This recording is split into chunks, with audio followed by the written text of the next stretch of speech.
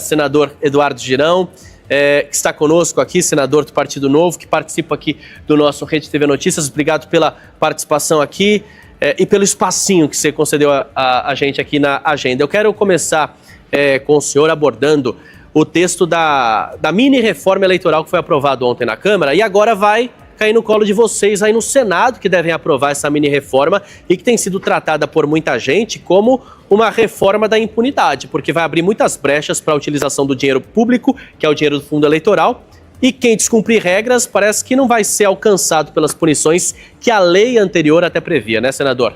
Boa tarde e muito obrigado pela participação.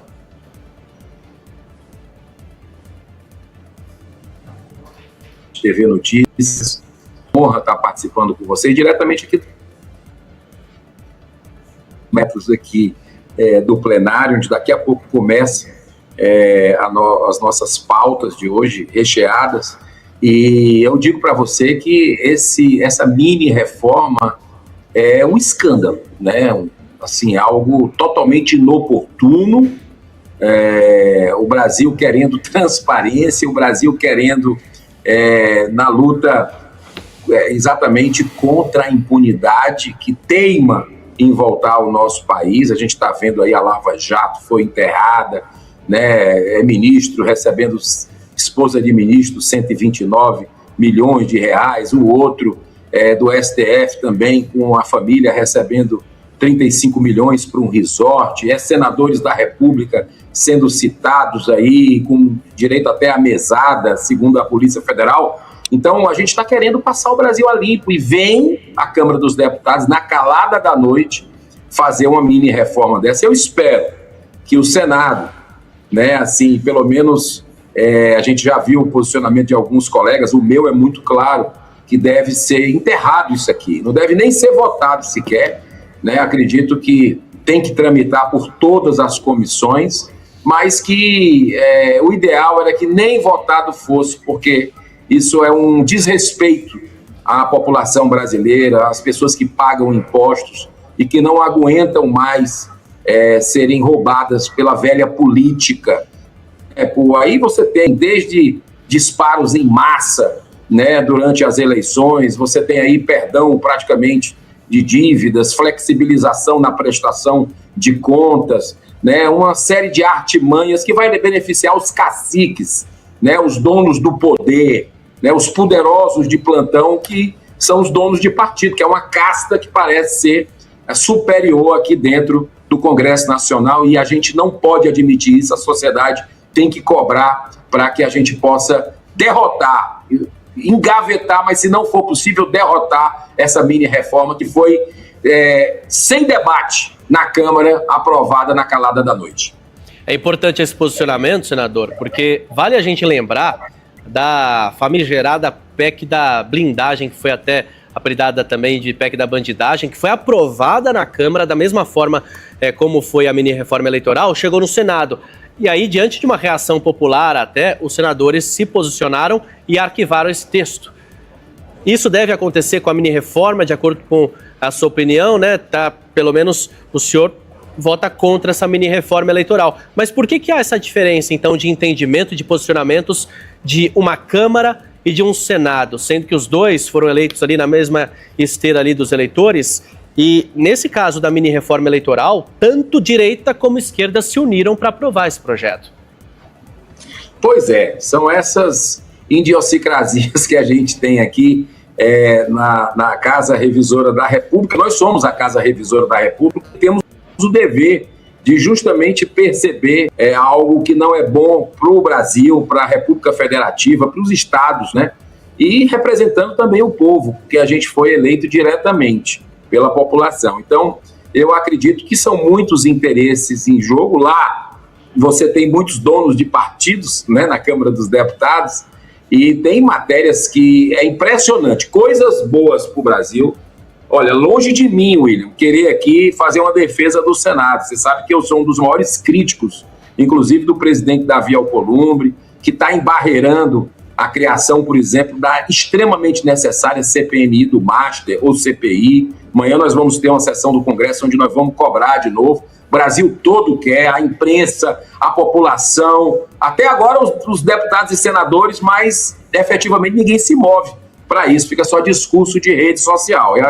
E eu tenho muitas críticas ao Senado Federal, mas tem algumas medidas aqui que passaram por essa casa, que ficam embarreiradas lá. Só que essas medidas são boas para a população. Por exemplo, a questão do fim do foro privilegiado, que não deixa de ser uma blindagem a quem tem mandato, né? O foro privilegiado, você fica com os processos de senadores, de deputados, de outras autoridades dos estados e municípios, nas mãos de quem?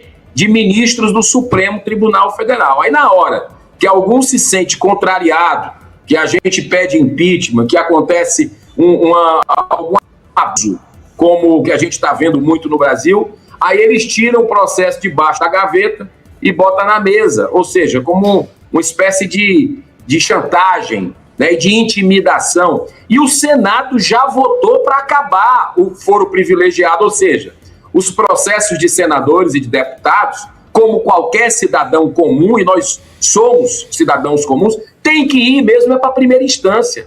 E o Senado aprovou por unanimidade, sabe há quantos anos? Há 8 anos. 8 anos. Está lá na mesa do presidente da Câmara, que é outro. O fim dessas famigeradas decisões monocráticas, que a gente debate aqui no Senado, na Câmara, durante muito tempo, às vezes até por décadas, né? Um exemplo, a questão da legislação sobre drogas, do porte de maconha, né? Da tolerância zero, que vários presidentes já disseram que o Brasil tem tolerância zero. Aí um ativismo judicial do Supremo, numa canetada, desfaz leis que a gente fez aqui, várias leis, várias legislações. Aí o cara que não teve voto de ninguém, do povo, vai lá e manda no país fazendo isso. Então, nós acabamos com as decisões monocráticas aqui no ano retrasado. Já está 2 anos e meio parado lá na Câmara dos Deputados, né? Então, é uma série de medidas que, infelizmente, especialmente de interesse na população, está parando na Câmara dos Deputados, né? E a gente precisa que a população cobre, troque deputados, troque senadores. Eu sou terminantemente contra a reeleição, né? E votei contra a reeleição e espero que o Brasil avance de forma civilizatória para terminar com esse instrumento que perpetua, né, pessoas aqui como meio de vida e não como missão de vida, como deveria ser esse trabalho, servir ao bem comum. Vamos falar do caso Master, então. Como é que o senhor, senador, avalia essa relação que foi revelada entre Flávio Bolsonaro e o banqueiro Daniel Vorcaro, que é o dono do Banco Master? Olha, eu acredito que carece de aprofundamento nas investigações, né, e o Senado e o Congresso Nacional está pecando. Eu tenho cobrado insistentemente, não sei se você tem essa informação, mas eu fui o primeiro a entrar aqui com um requerimento para investigar a maior fraude do sistema financeiro. Não é do Brasil mais não, é do mundo. Isso pode colocar a Lava Jato no chinelo. E eu entrei com requerimento no ano passado, que está na mesa do presidente do Senado. Ontem eu já cobrei ele novamente, todos os dias praticamente, eu tenho cobrado para que ele abra. Embora que nós já judicializamos também, né? Que é exatamente lá no que está com o ministro Cássio Nunes Marques, o mandado de segurança da minha CPI, né? Do Banco Master. A outra CPMI, que é mista, deputados e senadores com recorde de assinaturas também, né? Os números necessários para a abertura, está com o ministro André Mendonça, ou seja, 2 indicados do governo anterior, que precisam se manifestar sobre isso, porque o Alcolumbre eu cobro, né? Outros colegas, poucos cobram, mas eu vou dizer uma coisa para você, é difícil sair algo daquela cartola, porque, no meu modo de entender, tem um conflito de interesse, já que o Davi Alcolumbre, presidente aqui da nossa casa, indicou exatamente a alguém que enviou 400 milhões de reais, olha a gravidade disso, para o Banco Master em letras podres, né, que foi o indicado, o tesoureiro de campanha do Davi Alcolumbre, mesmo diante de alertas que não fizesse isso, que não pegasse o dinheiro dos aposentados, né, o dinheiro da Caixa de Previdência do Amapá e colocasse no Banco Master. E ele fez.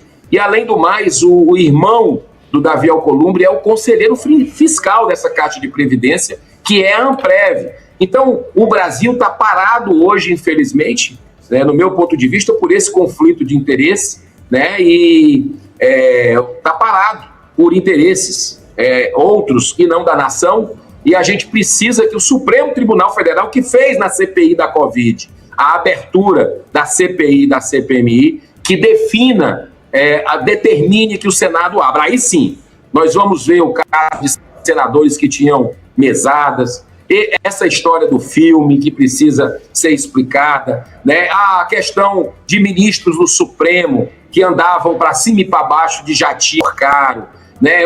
Como eu falei, a esposa de Alexandre de Moraes, que fez um contrato de 129 milhões de reais, né? Recebendo 80 já, confirmado, né? E para quê? Né? Não se vem a público explicar, isso é como se tivesse um caixão aqui na Praça dos Três Poderes que a gente precisa exumar, que a gente precisa tomar uma providência, né? Então tem outro com Resort Taiaiá, enfim, o Brasil precisa ser passado a limpo e para isso a população tem que cobrar os seus representantes e esperar desses dois ministros, Cássio Nunes, que eu também me preocupo, porque o filho dele, o escritório de advocacia, teria recebido dinheiro aí da JBS e do Banco Master, de forma indireta, e deveria se declarar suspeito. Mas o André Mendonça, que é o relator, pode determinar a qualquer momento, e eu espero isso, a abertura dessa CPI, que vai revelar todos os poderosos que de alguma forma participaram disso. O Brasil, aí sim, vai estar liberto de tudo isso. Senador, qual que é o superpoder que o parlamentar tem que o policial federal não tem hoje na investigação?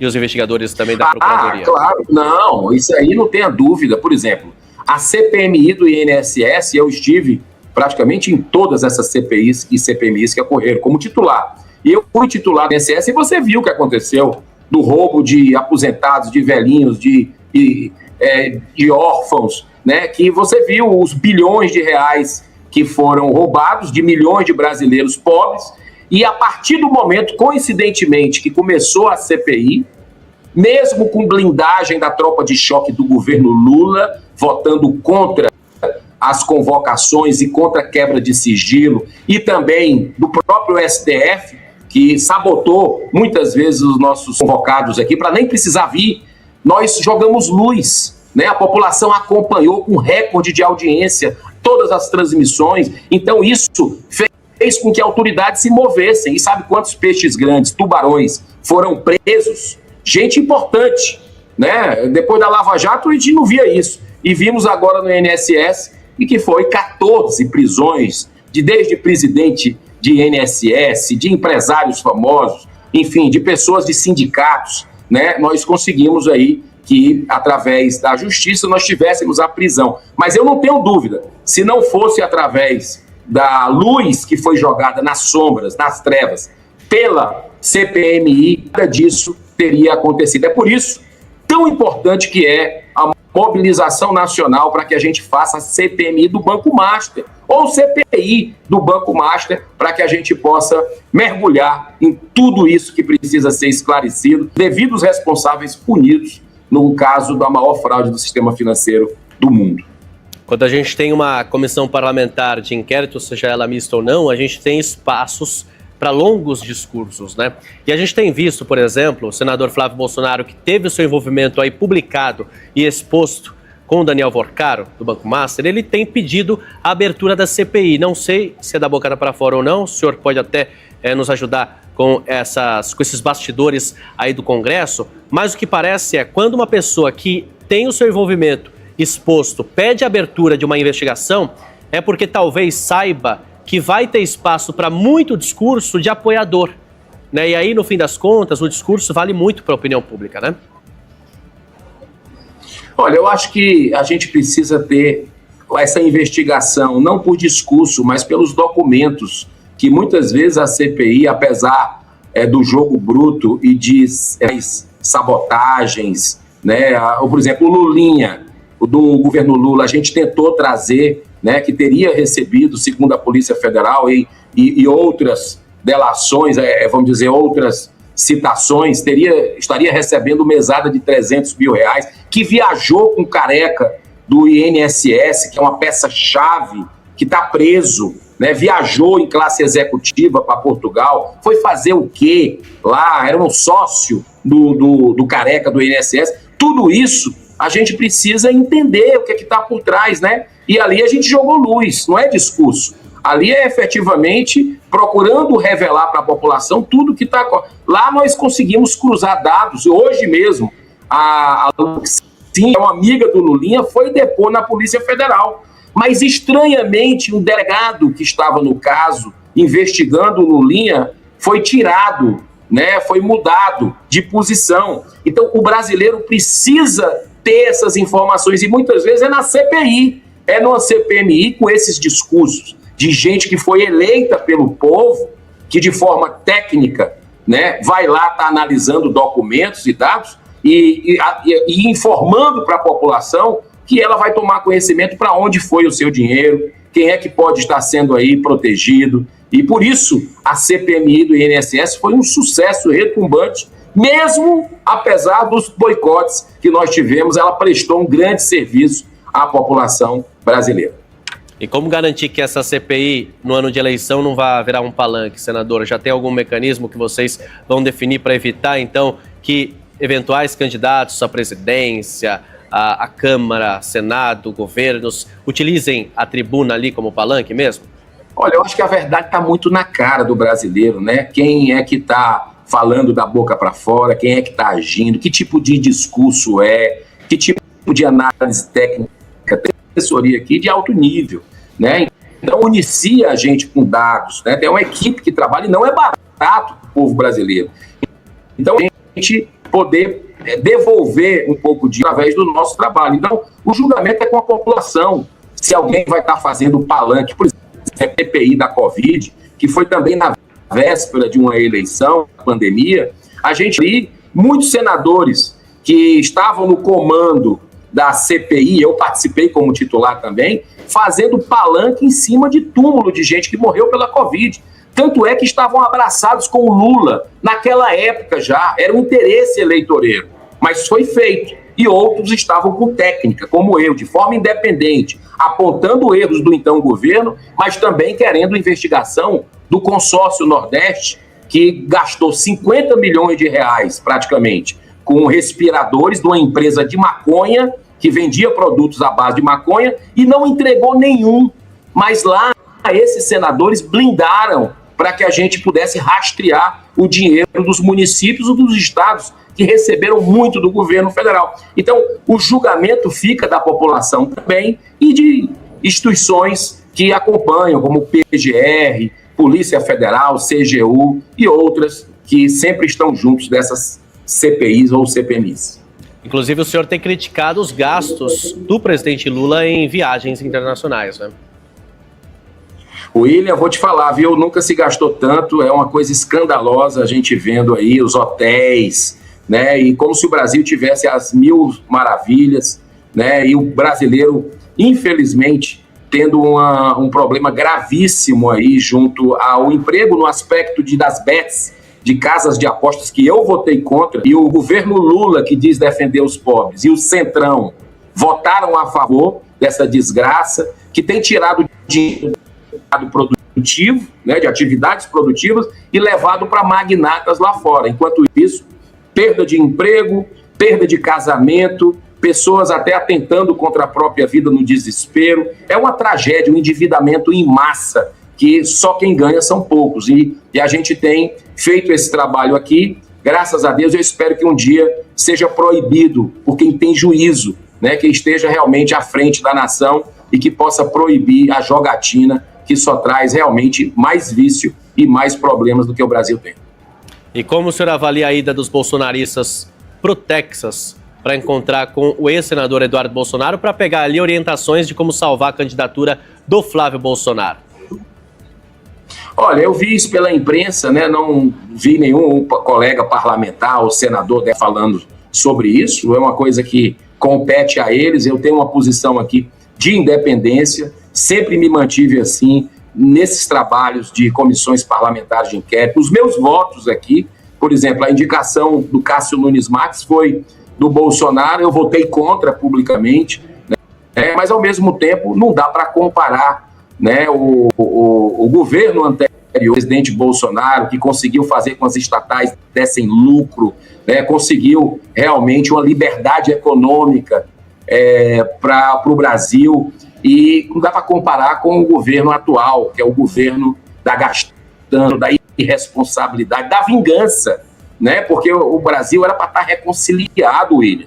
E você vendo na Rede TV News, o Brasil era para estar pacificado, né? Então, pessoas que estão aí sem direito à defesa, ao contraditório, que não tiveram a dupla lição do dia 8 de janeiro, por exemplo, algumas que cometeram algum tipo de depredação do patrimônio público, que tem que ser punido com rigor da lei, mas com a legislação, e não que a gente vê uma caçada implacável a quem é crítico desse regime, Lula e alguns ministros do STF, e a gente viu aí os direitos fundamentais sendo violados dessas pessoas, e quando a gente vota uma dosimetria, para pelo menos dar um respiro, um alívio, um equilíbrio de punições de 15 anos para quem pichou uma estátua que sai com 5 minutos de água e sabão, não precisa nem isso tudo, e a pessoa pegar 15, 16 anos, ficar longe dos filhos, tantos idosos, pessoas que não foram encontradas com nenhum tipo de arma, nem faca, nem muito menos revólver, e essa turma que não quer a dosimetria, que não quer uma anistia, essa turma estava com arma, estava explodindo banco, assaltando, aeroporto explodido, você teve gente assassinada, embaixador sequestrado, e tiveram anistia naquele momento do Brasil, e agora não querem para essas pessoas que nunca tiveram passagem nem pela justiça, nem pela polícia. Então, o Brasil fica parado no ódio, né? Fica parado, infelizmente, nessa questão aí da revanche. Isso não é bom, nós precisamos olhar o nosso país para frente, porque o Brasil, com esse povo que tem, com a economia que nós temos aí, com os empreendedores criativos, com as terras, com a água, com a energia renovável, era para estar no topo do mundo. Mas por causa dos políticos profissionais e dessas mentalidades arcaicas de buscar projeto de poder pelo poder, nós estamos, infelizmente, parados no tempo, mas, se Deus quiser, as eleições nós vamos ter grandes mudanças em todos os poderes, se Deus quiser. O senhor até já disse que tem que esperar, tem que ser apurado melhor sobre a relação de Flávio Bolsonaro com Daniel Vorcaro, mas eu queria um comentário específico sobre o encontro que os dois tiveram na casa de Daniel Vorcaro, depois que Vorcaro foi preso e solto, estava com tornozeleira eletrônica e o escândalo todo já estava sendo de conhecimento público.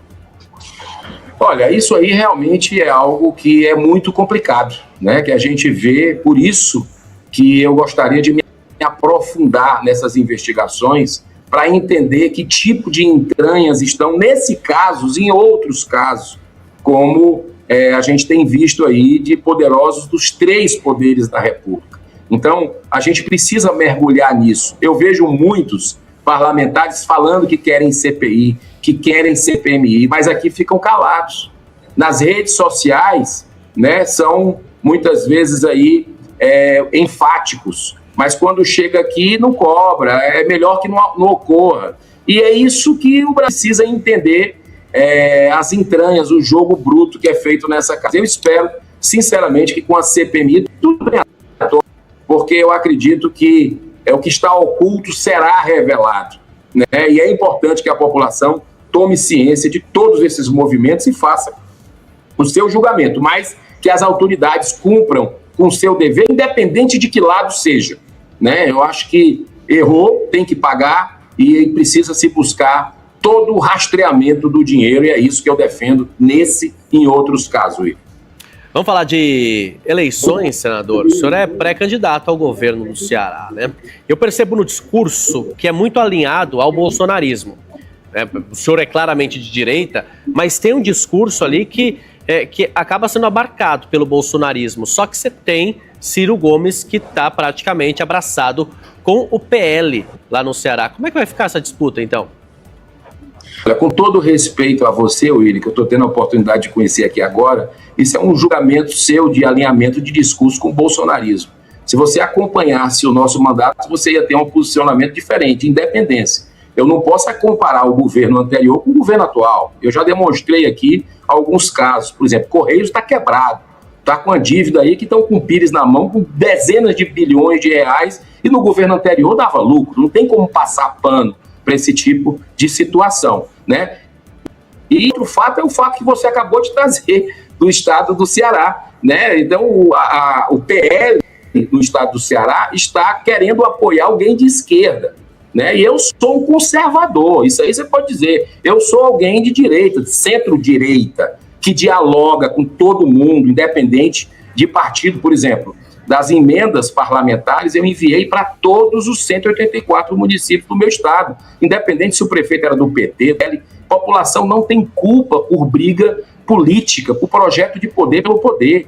E mesmo sem tempo de televisão lá no Ceará, mesmo sem ter, e eu agradeço aqui a oportunidade da Rede TV, mesmo sem ter uma estrutura, né, o Partido Novo, o partido que eu faço parte, é um partido pequeno, tem 10 anos, né, e respeita o dinheiro de quem paga imposto, eu vou para essa campanha representar a defesa da vida, desde a concepção até a morte natural. Sou contra o aborto, né, contra a liberação de drogas, sempre fui, né, a favor da ética. Sou uma pessoa que você pode me chamar de lavajatista, né, porque eu quero que a justiça seja para todos, né, e também sou a favor da liberdade de expressão. E o que a gente vê no Brasil é censura, né? Quem é conservador e quem é de direita é lá derrubado rede social, desmonetizado. Quem tem o discurso alinhado com esse regime, a história está mostrando isso já, aí faz o que quer, né? Não tem censura, não tem nada disso. Então eu vou levar para o meu povo, independente de PL, independente de qualquer outra situação, vou levar a coerência, né? Porque os meus princípios e valores são inegociáveis, assim como de milhares de cearenses que irão entender isso durante a campanha e irão realmente querer um projeto novo. E não a volta ao passado, que é Ciro Gomes, já foi governador, né? E hoje o Camilo, que é o governador, destruindo o Estado, infelizmente, índices de segurança pública inimagináveis, um dos lugares mais perigosos do planeta é o Estado do Ceará, pela fraqueza do governo do PT, e isso a gente precisa entregar a verdade. E como é que vai ser essa estratégia, então, para penetrar nesse eleitorado hoje que a direita é muito identificada, em geral, com o bolsonarismo e que está sendo abraçado pelo Ciro Gomes? Como é que a estratégia vai ser feita para penetrar, então, nesse eleitorado que hoje está abraçando um candidato que antes era ligado à esquerda?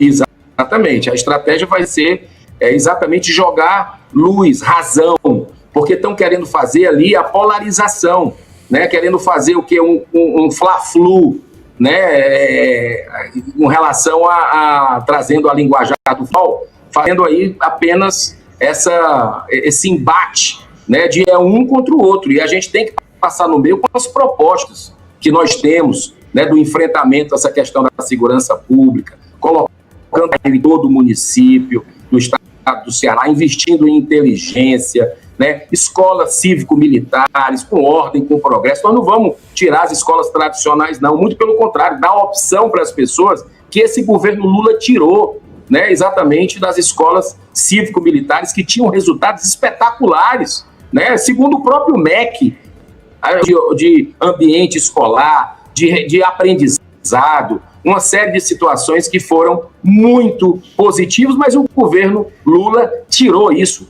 para as alternativas das famílias, dos estudantes. Fazer também na área da saúde, que é uma área que eu tenho investido bastante, não é nem papel do senador, mas a gente tem que aplicar com transparência as emendas, e eu faço isso visitando os municípios praticamente todos os finais de semana e levando uma forma diferente de fazer política, prestando conta, né, e mostrando as pautas que eu sempre defendi, né? Então é isso que a gente vai procurar levar, mesmo sem tempo de TV, mas eu vou participar dos debates e eu acho que isso vai ficar muito claro para o público que não se vende, não se rende no projeto de poder pelo poder, que no caso do Ceará é familiar. O interesse lá do PL, infelizmente, é um projeto familiar que vai de encontro, né, totalmente contrário aos valores e princípios que o PL, por exemplo, prega aqui no Senado, na nossa bancada que a gente tem de muitos embates no Bloco Vanguarda, que nós fazemos parte juntos.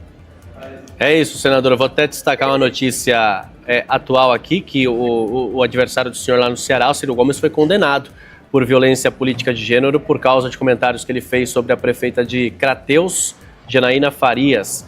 Ele chamou a prefeita hoje de cortesã, né? Hoje prefeita, ele chamou de cortesã e assessora para assuntos de cama. Isso aconteceu lá atrás e agora, portanto, saiu a condenação. Para a gente encerrar, já dando a palavra para o senhor de encerramento, tivemos hoje a pesquisa Vox Brasil, que apontou mais uma queda de Flávio Bolsonaro em relação a Lula, depois do escândalo envolvendo o Banco Master. Então, gostaria de um rápido comentário sobre os números da pesquisa e já aproveitando aí para dar o espaço do senhor e agradecer a entrevista e o espaço concedido na agenda. Eu que agradeço, William Cury, você, a todos que fazem parte, principalmente quem está nos assistindo aí, a Rede TV Notícias, né? E acredito que é uma primeira de uma série de pesquisas, está muito recente tudo, né? E eu continuo sempre firme aqui. O nosso partido tem um candidato, que é o candidato Romeu Zema, um governador que pegou terra arrasada, estado quebrado lá de Minas Gerais, que era administrado pelo PT, funcionalismo atrasado, cheio de mordomias, né, privilégios para a companheirada, amigo do governador, aeronaves a serviço do governador, palácio. O Romeu Zema deu o exemplo, né? O exemplo tem que vir de cima. Então ele cortou privilégio, pegou essas aeronaves, colocou na segurança, tantos que os índices melhoraram bastante, saiu do palácio, foi morar num apartamento dele, o alugado, e aquele palácio que tinha 32 funcionários, foi abrir público, inclusive está gerando renda para o Estado, conseguiu organizar a economia, gerou 1 milhão de empregos com pandemia no meio, né? E a gente vê o governador Romeu Zema como uma alternativa firme, que tem enfrentado os poderosos do STF, mostrando as decisões injustas e também abusos. E isso é muito importante para o Brasil, que a gente tem alguém sem rabo preso para fazer esse trabalho pela nação brasileira, que, repito, merece estar no topo, mas por políticos profissionais, infelizmente, está numa situação ainda parado, mas vai mudar. Tenho muita fé, muita esperança, sou cristão e acredito bastante que Deus tem um plano para essa nação e vai dar tudo certo com o apoio das pessoas de bem, sempre, não desistindo da política. Você vê que nós estamos aí há 3 semanas da Copa do Mundo e ninguém fala disso, né? Se não fosse pelo anúncio ontem da escalação, ninguém estava falando. Mas o Brasil está querendo saber sobre política, está interessado. Precisamos dar essa virada, porque, como diz Platão,